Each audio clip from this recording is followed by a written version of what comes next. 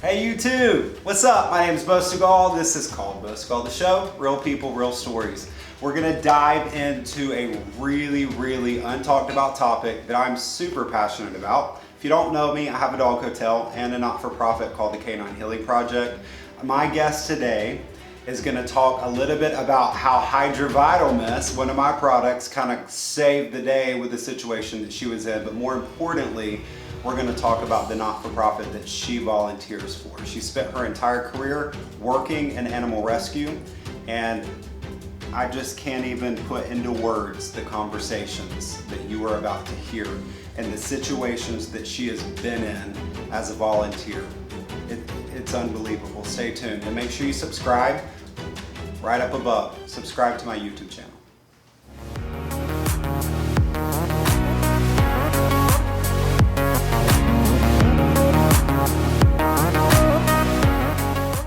There's so much I want to talk to you about, but the way I like to do this is just sort of start at a beginning. Okay. All right?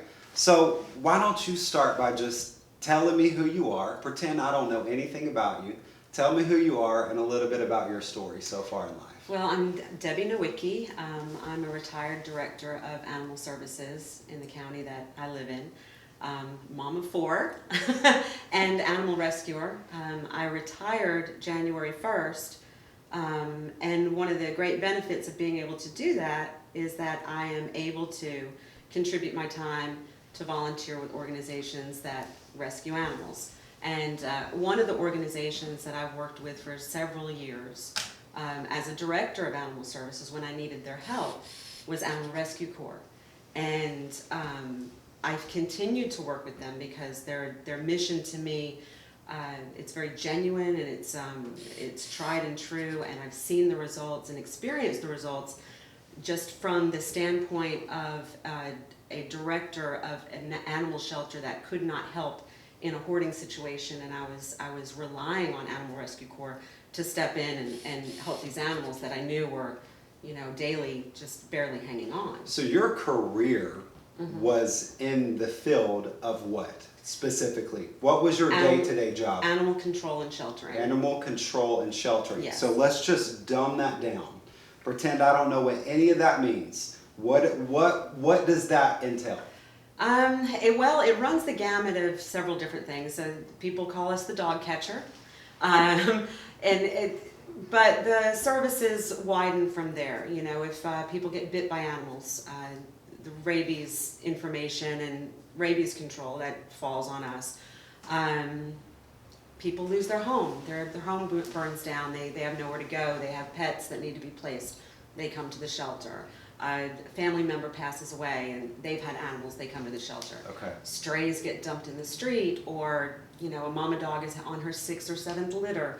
It's all these different scenarios that end up with one final common denominator is the animal. And that was your career? Yeah. For how many years? Oh goodness. Long time? Yeah, a long time. I've been involved in animal welfare in one way, shape, or form since my 20s. So what was the beginning portion? Because I can't wait to dive into just the really beautiful, sad, all the emotions that we're going to feel from this. I can't wait to get into that part of it. With the animal rescue corps. Yes. I can't wait to dive there. But I like to tell the story. So at 20 years old, what got you into wanting to work around animals? What was it? I think it goes back to probably some of my earliest memories. My first pet. I had a little poodle when I was a little girl, and his name was Mickey, and he was awesome. But you make these connections and you make these bonds, and sometimes your pet is truly your best friend. We moved around a lot growing up, and the one consistent thing, the one thing I could always count on was my pet. So there's almost a feeling of giving back, doing something to help. Maybe it honors. I never really thought about it too much until you just asked me. But I think there's just this deep connection, with children that grow up with pets that they're very close to. And in most cases they want to help in some way. But you definitely felt called to be a part. I mean, to Absolutely. want to go into a career that's based around animals. I mean, you definitely had to feel called to do that. Well, you have to, there has to be some sort of motivating passion towards it.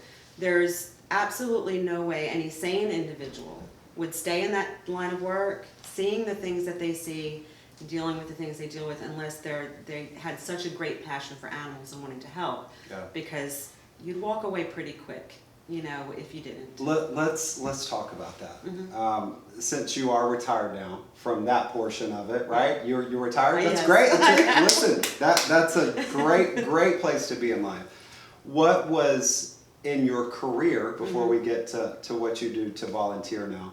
In your career, is there one specific situation that just really stands out to you that almost made you question whether or not you wanted to keep doing that as a career? Yes. Will you talk about it? Yes, I will. Okay. It was brought to our attention that there was a minor child who was not a young child. This is a high school aged child that was systematically torturing animals, and had a videotaped it. We knew the location where this happened, and the video, of course, is evidence, and it's something you can't unsee. And this youngster, 17-year-old person who clearly knew better, this was a sadistically motivated type thing, would zip tie their legs together and stomp them on video. And it's so disturbing to see. And I think the thing that got me was going to the location, which was an abandoned home, finding the animal that we knew would be there based on the video, and seeing those zip ties and seeing that, and the lack of justice that can often happen when things like, especially when you're dealing with minors. Sometimes it's not addressed as seriously as it needs to be. Okay. When, you know, statistically, and research has shown that young people that abuse animals tend to abuse elder people or children or other animals, and it's just a proven fact. So I think that stood out to me the most as not just this thing I really just wanted to erase from my mind, but almost a failure on my part, because things didn't happen the way they needed to this young man who obviously needed some help. So, you know, there's a little bit of weight that you carry. Of course, and not only do I like to talk about scenarios that are issues, right? But I also like to talk about how can we create a solution. If you could essentially figure out a solution to the lack of justice that's provided there, is there anything anybody that's watching this could do? Anything I can do to help that process? Or are we just kind of screwed? I think there's always warning signs. And I know with this young man in particular, there was lots of discussions and lots of rumors, because this wasn't the first time something like this happened. I think some of the teachers, I think the stories were so horrific that they just didn't believe it was really occurring. I think that somewhere along the lines, this person crossed the path with somebody that could have maybe changed future behavior. So if you recognize that behavior in a neighbor, in a family member, who do I need to call? Do I need to call my local animal shelter? Yes. Like that's the first thing I need to do. And if you don't have a local animal shelter or an animal control officer, you call your local police department. They have investigators that can look into these things. I was going to ask you that. So in that scenario, do you have jurisdiction to be able to go in and facilitate getting that dog out of there without the police being involved? No, in some areas of the country, there's liberties given to animal control officers just like police officers. Okay. So in those situations, they have the authority that they could go in and remove an animal. Now, if there is an animal in distress in plain sight, or in danger of death almost immediately, Animal control officers do have the authority, so a little bit more than police officers do, about trespass and search and seizure. Okay. Especially if there's an animal in immediate distress. But for the most part, animal control officers have to have the cooperation of their local law enforcement in order to facilitate a seizure or something like that. So the thing that I would say to YouTube viewers is, if you see something happening and you know something's off, take action, right? From what I'm understanding with this, that's the best thing that we can do, is to take action. Instead of allowing it to happen and just sort of turn your eye and say, oh my God, that's horrible, maybe just take action. If it's a neighbor, unfortunately, if it's a family member that you know that's being neglectful in any way, shape, or form, get on the phone with animal control. Get on the phone with the police department. Take action, for sure. Yeah. All right, let's move into, you retired, and then how soon after and how in the world did you get hooked right back in to volunteering, and who do you volunteer for? You're always going to be the hair guy, okay? I'm always going to be the dog lady or the horse lady. I have yet to be called the cat lady, so we're good there.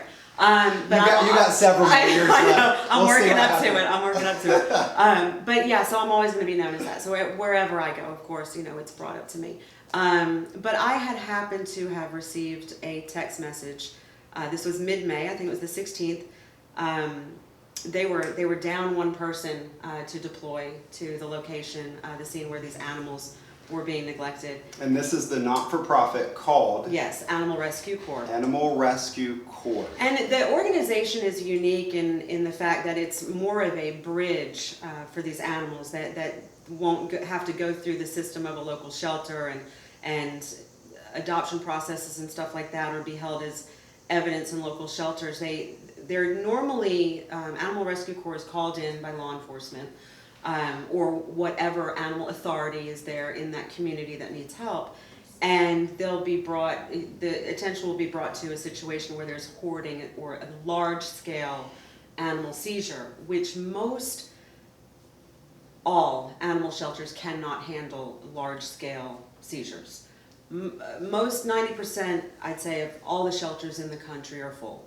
They're always going to be full. It's a perpetual problem. That's just the way it is. So when we're saying large-scale seizures, we're talking about you're going into a facility or a home that has 20 dogs. Or 200.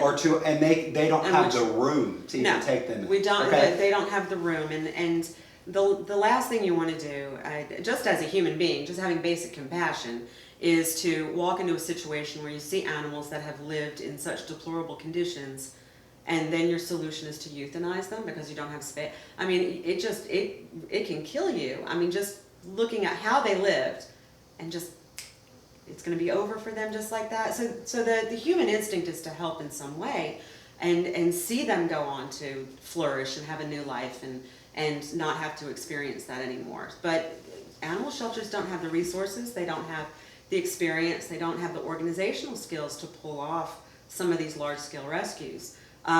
They don't have just simple space, and you're not talking about animals that are healthy.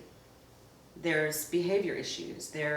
Some of these animals have never touched grass before. They've never walked on hard floors. They don't know what stairs are. They don't know, they just have not been exposed to anything, especially in some of the backyard breeder situations where they've been in elevated cages their whole lives. They don't know what grass feels like.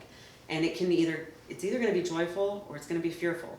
So, and you have to have that mindset. Shelter environments can't handle these animals. So we're gonna dive in just a minute to some of the most horrific scenarios that you've walked into as a volunteer for Animal Rescue Corps. I want to ask you this though, while we're talking about Animal Rescue Corps and what they do and provide, is this a national not-for-profit? Yes. Okay. Yes. So chances are I could probably call Animal Rescue Corps in Greenville, and I'm going to be able to have access to somebody within a certain amount of the regionally. Yes. Okay. It is located, the emergency shelter is in Lebanon, Tennessee, but Animal Rescue Corps is based out of Washington, D.C. And normally they're called in by law enforcement, but they do investigate and delve into tips that they get from the general public. Okay. And oftentimes law enforcement doesn't realize that there's an organization like Animal Rescue Corps. So when that information is brought to their attention, especially by somebody who's witnessing, say, you know, a mass incidents of neglect, law enforcement can reach out. So, but a lot of law enforcement agencies don't even realize that this exists. That this kind of All right, organization a exists. big part of what I like to do is draw attention to something, right? Animal Rescue Corps needs more attention, specifically from the law enforcement division, because they're the ones that are taking action once they Right. see it and calling you or calling Animal Shelter, what you used to work for versus what you volunteer for. Yeah, the unique part of Animal Rescue Corps is they take it from beginning to end. I'll just create a scenario. Law enforcement is serving a warrant, and this is based on a true story. Okay. They're serving a warrant to a location. They find 60 animals in deplorable conditions. Let's some talk, dead. as you're talking about this, go ahead, I want, set up the stage for me. Okay. So they're serving a warrant completely unrelated to animals. They have no idea that animals exist on this property. Then they come across this emergency scenario. They see dead animals. They smell the odors. They see the malnourished animals. They know that something needs to be done, but they don't have anyone locally that they know of that could possibly handle an influx of animals like this. And they want to file charges and hold them responsible criminally. So a private citizen is not going to be able to do that. So what's really important for Animal Rescue Corps and what they're so very good at is that they not only do the on-scene triage and inventory and transport of these animals, but they collect evidence. They assist in the investigation. These are professionals. You know, this is not their first rodeo.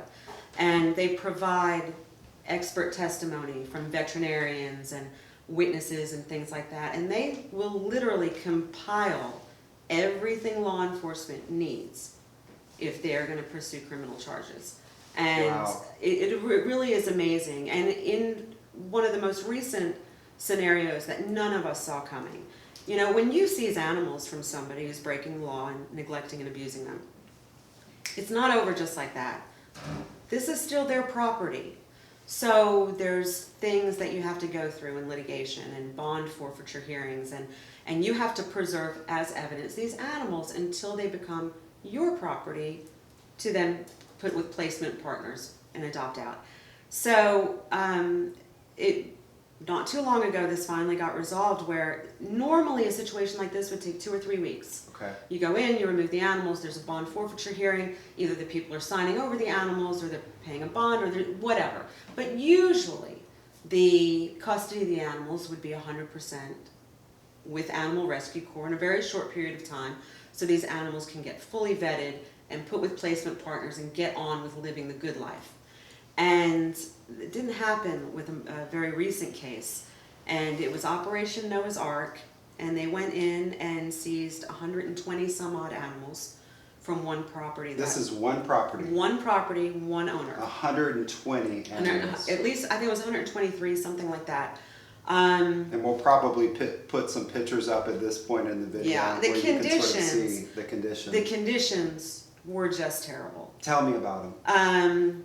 Of course, lack of ventilation, cages stacked on cages, animals that have been living on wire so long that their feet become splayed, living in their own feces, their own urine, matted hair, skin infections, eye infections, ear infections, parasites, in and out. Those are just the normal things that you find. And let's talk about the fact that it's so bad. What are you guys with Animal Rescue Corps having to put on your face? Respirators. There's been instances, and regretfully we did not have any Tyvek chemical suits at this last deployment that we did, but it has been so bad that you would have to wear Tyvek suits from head to toe, cover yourself up, put your masks on, and it becomes really, really difficult. And to say think the about those animals just dying Even just from the They smell of can't the escape. ammonia from your, I mean, Yeah. all of those things. And then these people are still living inside of there as well. Mm-hmm. Yeah, yeah. In this particular case, they had lots of outbuildings, but they were breeding. They were breeding these animals. There was just all different kinds. So I always wonder motive in a scenario like that. What they it was were money. doing, it was money. It was money, and it was the breeds ran the gamut, from English bulldogs to King Charles Spaniels to Great Danes to Pyrenees. They just ran the gamut. Whatever there was a market for, they were breeding, and it was really, really bad. But what Animal Rescue Corps didn't see coming was that it got tied up in litigation for 14 months. So now... So you're living knowing that this is happening. Right. Well, what happened was they took the animals into their emergency shelter, Okay. where they normally care for them tops 30 days. Okay. Now they're being cared for 14 months. 14 months. And what was the final catalyst, what finally made it end, was that law enforcement from a neighboring county called them and said, we were serving a warrant and we came across this situation, and there were 50 some odd animals. The total, when it was all said and done, was 193 animals, but it was the same owners that they just took the 120 some odd animals from. There were more animals there, they were back in business, and it was the same conditions, and there were dead animals, and it was absolutely horrible. And only at that point did everything end, and they finally surrendered 100% of the animals, and Animal Rescue Corps could go ahead and send them off to the placement partners. But what is amazing to me is that there was never a discussion about giving up. Never. Failure wasn't an option. These animals had finally found out what love was, what affection was, what playing was, what being a dog was, what being like you clean said, touching was. the grass with their paws Touching for the grass. first They time. finally, and just the thought that somehow something could go bad in the court system, and these animals go right back to where they had come from after experiencing so much joy. Failure wasn't an option. So they stuck with it. They stuck with it, and thank goodness. What does Animal Rescue Corps need? Do they need funds? Do they need, because you're saying that even though you're a volunteer, look at how many years of experience you have. You guys are professionals. What did they need The biggest the most? thing, and I know it's probably a common denominator across the board, no matter what charity that you look at, they're going to say they need money. Yeah. But I want to put it in perspective. Let's talk about the 13 dogs. This is where the hydrovital mist had come into my We'll talk about unusual hydrovital use. mist. But just the 13 dogs, okay, that we seized in May. They had internal and external parasites. They had hair loss. They had skin infections. They had, some of them, one in particular had huge tumors. They were all going to need blood work, fecals, spays and neuters, grooming, socialization, being taught something. All of these things cost money. Time for an employee. Time, Or yeah. volunteer. And money. Imagine every person volunteered. But I know firsthand what it costs for these supplies. Because your career before that. Yeah, so just a basic heartworm test. It costs money just to have the heartworm test. It costs money to have the equipment, to do the fecals, to do all these other things. And then 9 times out of 10, you're going to find an animal that needs advanced care. So then you're talking about ultrasounds, x-rays, possible surgeries for deformities. Like many of the animals that were brought in from Operation Noah's Ark, English bulldogs that typically have cherry eye and problems with their lids that scrape their corneas, so they need surgery. It's expensive. Every bit of it, even if every single person that ever came across that animal volunteered, it's a fortune. Is it privately funded? Animal Every bit of Rescue- it? Is it all like donations? It's all donations of the Animal Rescue Corps. That's amazing. Yeah, and they're very, very blessed to have corporate sponsors. Awesome. But I think the greatest impact truly are the individuals that give $20, Yeah. $25 a month, things like that, and $5. It doesn't matter what it is. It's a subject that's near and dear to a lot of people. They do want to feel like they're making a difference. And I can say wholeheartedly, every single dime makes a difference, and they see it.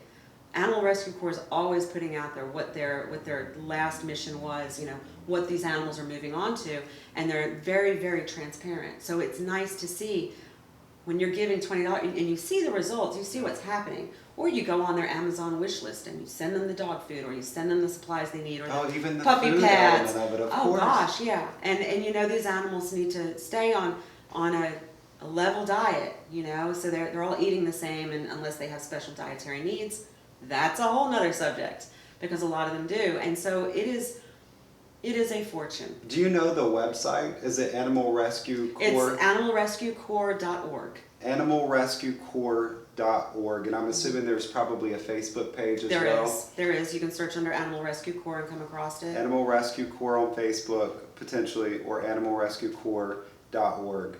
I know I'll be donating tonight. I didn't have enough information before this conversation to realize that this is where this was going to go, and that's why I love doing this. It's a huge undertaking what they do, and because I got to experience everything firsthand as a person that was needing their help, and seeing the level of professionalism and the organization that they have, and the method they have, and the reasons behind the methods that they have, it's something to see. It really is something to see when you see a rescue operation in effect.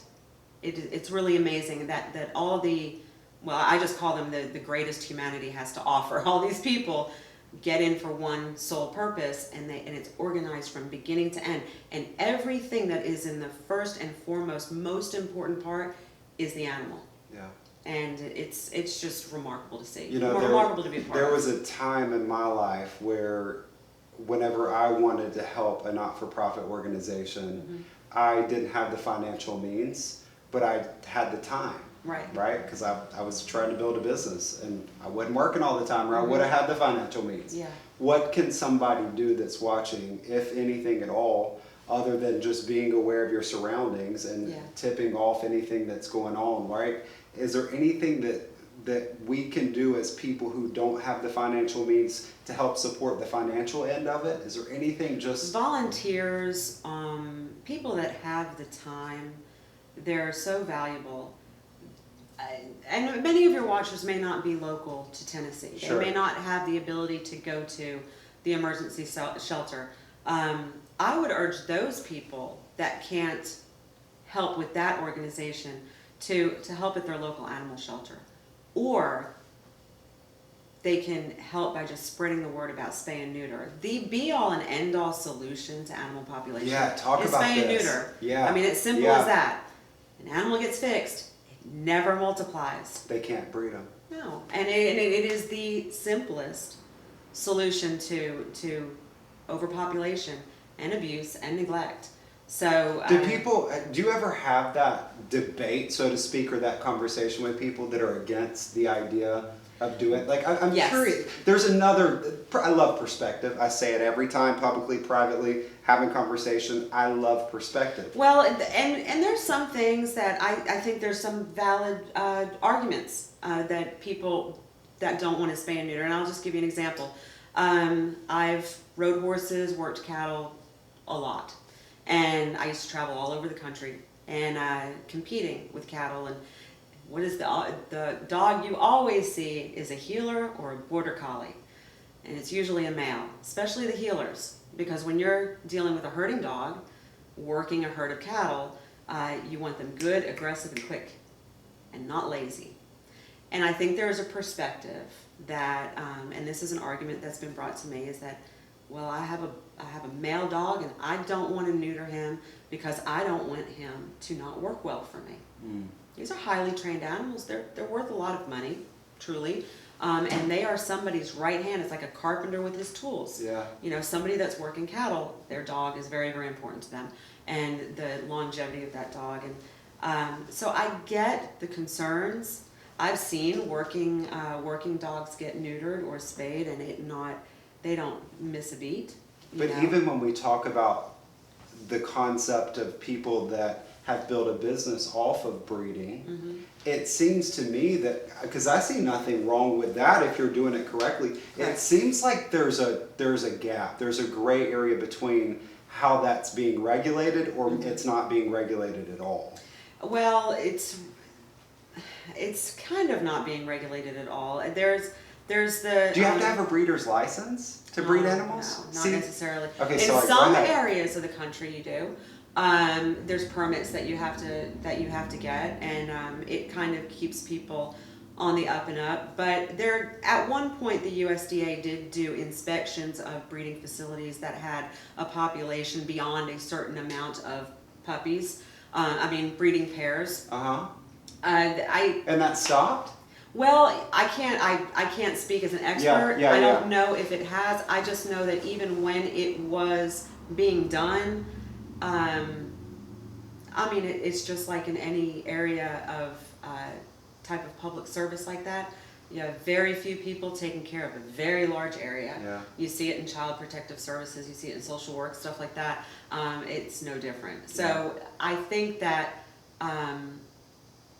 How do they you- can only inspect what they know about. Right. You know, Right. when you have There- somebody who's a backyard breeder that has 200 breeding pairs of dogs, and they're out in the country and nobody knows about it, who's going to inspect them? And I think You know? that is the point and why I love to have conversation. Mm-hmm. So much in life, whether it's me trying to pass regulations for the hair care industry, Mm-hmm. right? Or a situation like this that you're extremely passionate about, Mm-hmm. and then I'm carrying this passion with you because you know I love animals. I got my dog hotel and I have a little not-for-profit. I think what I want more than anything is just to have the conversation. The Right. more we have conversations like this, Mm-hmm. where if you're watching and you disagree or you agree with something we're saying, the point is that we're having the conversation. Right. And having the conversation about things that most people are not talking about Mm-hmm. or afraid to talk about or don't want to address or Right. don't feel that it's necessary. When you learn and you have education about a specific topic, the conversation needs to begin. Mm-hmm.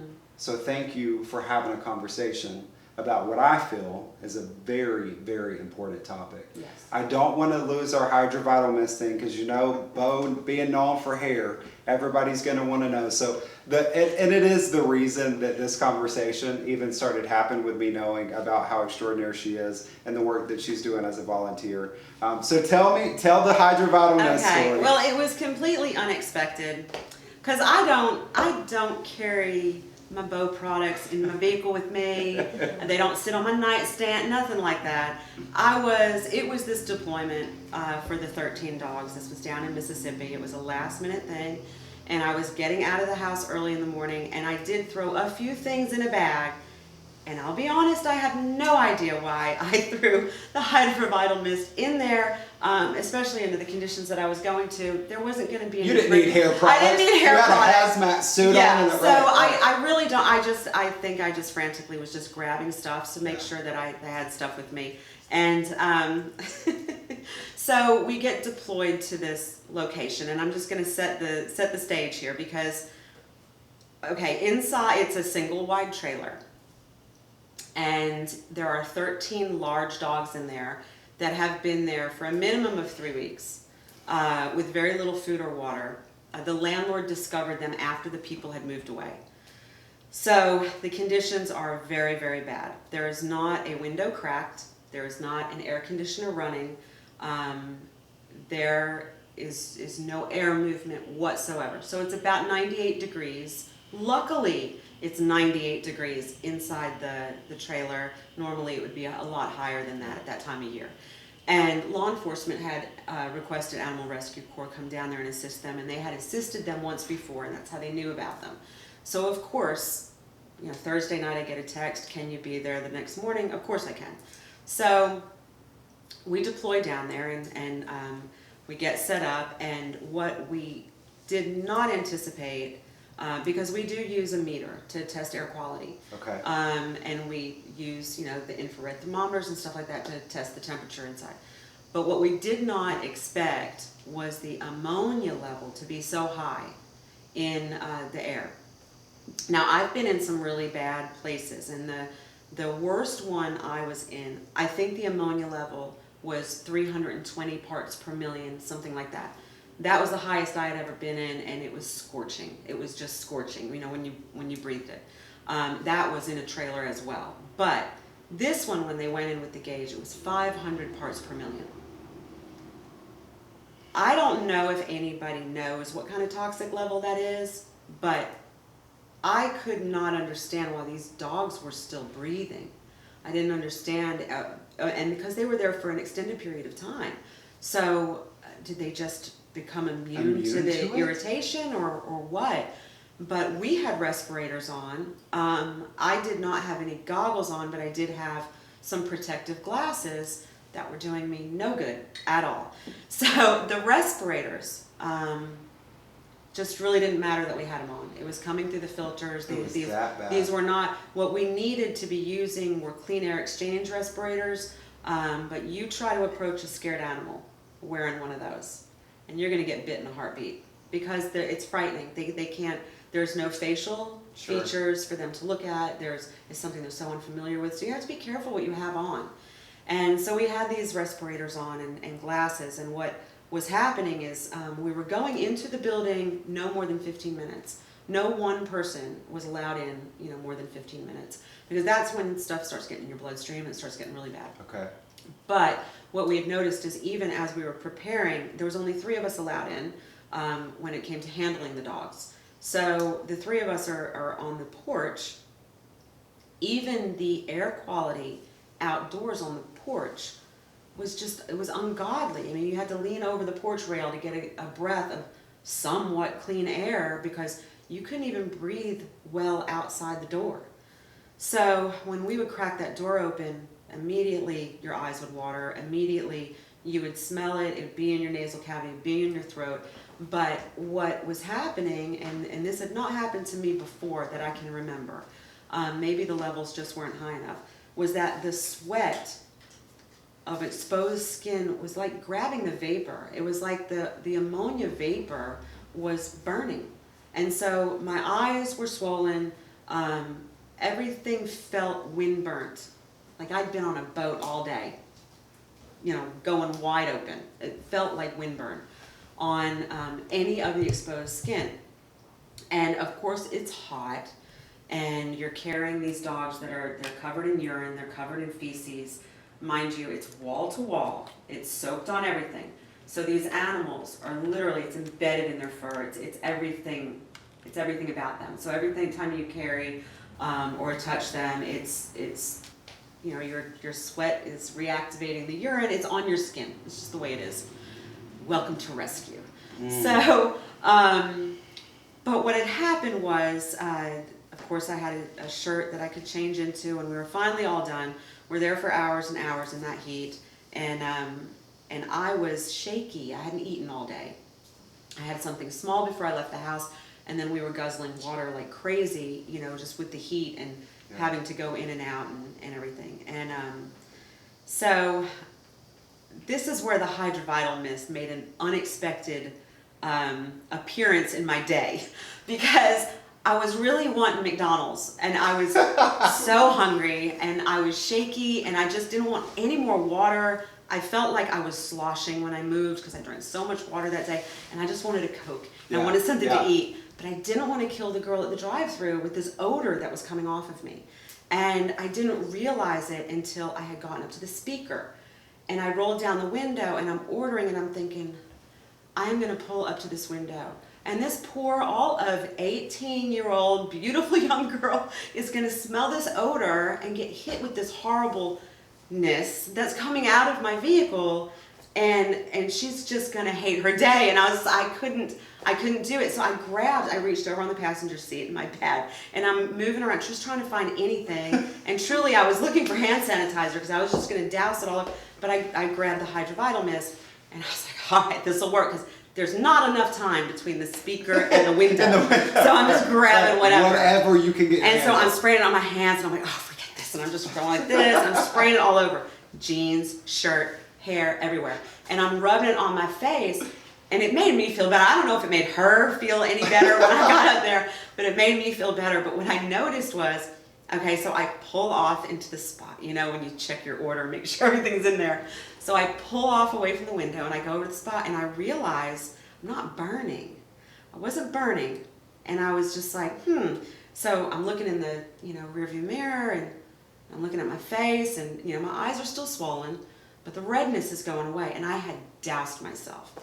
And so I flip down the visor and I open the mirror and I'm looking and all the redness is gone.